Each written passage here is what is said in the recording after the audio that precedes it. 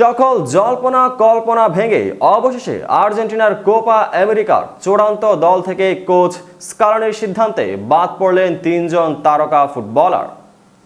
Coach Lionel স্কালোনির অধীনে এরই মধ্যে অনুশীলন করেছে স্কোয়াডে থাকা বেশিরভাগ খেলোয়াড়। মূল লক্ষ্য কোপা আমেরিকা হলেও আর্জেন্টিনাকে চোখ রাখতে হচ্ছে এর আগের দুটি প্রীতি ম্যাচের উপরও। প্রীতি ম্যাচ ও কোপা আমেরিকার প্রস্তুতির পাশাপাশি স্কালোনিকে এখন ভাবতে হয়েছে চূড়ান্ত দল নির্বাচন নিয়েও। আর্জেন্টিনা কোপার জন্য প্রাথমিকভাবে 29 জনের দল ঘোষণা করেছিল, তবে শেষ পর্যন্ত এই স্কোয়াড থেকে আরও 3 জনকে বাদ দিতে হলো আর্জেন্টাইন কোচকে। এর মধ্যে গোপন সূত্রে আর্জেন্টাইন সংবাদ মাধ্যম দারিও ওলে প্রকাশ করল কোপা সিরিজ থেকে বাদ পড়া 3 জন আর্জেন্টাইন সুপারস্টারের নাম। পুরো বিষয়টি নিয়ে বিস্তারিত থাকছে প্রতিবেদনের বাকি অংশে। আর্জেন্টাইন ভক্তদের মনে ইতিমধ্যে শুরু হয়েছে জল্পনা কল্পনা। শেষ পর্যন্ত কোন তিনজনকে বাইরে রেখে দল সাজাবেন লিওনেল স্কালোনি। তাই তো এবার আর্জেন্টাইন সংবাদ মাধ্যম দারিও ওলের সাংবাদিক হেরনান ক্লাউসের বরাত দিয়ে মুন্দো আলবিসেলেস থেকে জানিয়েছে রক্ষণে একটি জায়গার জন্য লড়াই করছেন 3 ডিফেন্ডার। রক্ষণ ভাগে যে 3 জন খেলোয়াড় কোপার দলে জায়গা পাওয়া লড়েছেন তারা হলেন লোকাস কুয়ার্তা, লিয়ান্দ্রো বালোর্দি ও ভ্যালেন্টিন বার্কো। চূড়ান্ত দল থেকে শেষ পর্যন্ত 3 জনের 2 জন বাদ পড়বে, তবে এর মধ্যে লিয়ার্দো বালের্দি ও ভ্যালেন্টিক বার্কোকে বাদ দেওয়া হবে।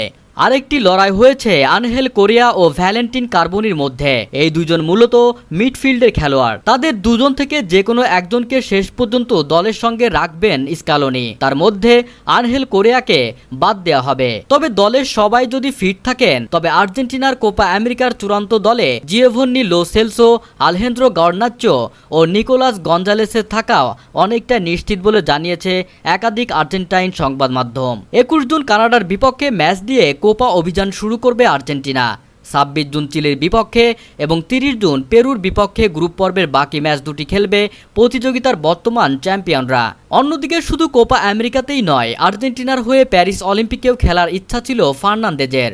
মানসিকভাবে নাকি কোপার পর অলিম্পিকে খেলার প্রস্তুতি নিয়ে রেখেছিলেন বিশ্বকাপের সেরা উদীয়মান খেলোয়াড়ের পুরস্কার পাওয়া ও মিডফিল্ডার। কিন্তু ফার্নান্দেজের অলিম্পিকে খেলার স্বপ্ন শেষ পর্যন্ত পূরণ হতে যাচ্ছে না। আর্জেন্টাইন সাংবাদিক গাস্তন এদুলের বরাত দিয়ে সংবাদ মাধ্যমে মুন্দো আলবিসেলেস থেকে জানিয়েছে ফার্নান্দেজ অলিম্পিকে খেলার অনুমতি চেয়ে একাধিকবার তার ক্লাব চেলসির কর্তৃপক্ষের সঙ্গে কথা বলেছে, কিন্তু শেষ পর্যন্ত ফার্নান্দেজকে অলিম্পিকে খেলার অনুমতি দেয়নি চেলসি। ফলে হ্যাবিয়ের ম্যাস্টোরানো দলের হয়ে ফ্রান্সে অলিম্পিক খেলতে যাওয়া হচ্ছে না এনজো ফার্নান্দেজের। আগামী 24 জুলাই শুরু হবে প্যারিস অলিম্পিক, শেষ হবে 10 আগস্ট। এ সময় ক্লাবগুলো প্রাক মৌসুম সফরে ব্যস্ত সময় পার করবে। ফার্নান্দেজ চেলসির বর্তমান দলে অন্যতম নির্ভরযোগ্য তারকাদের একজন।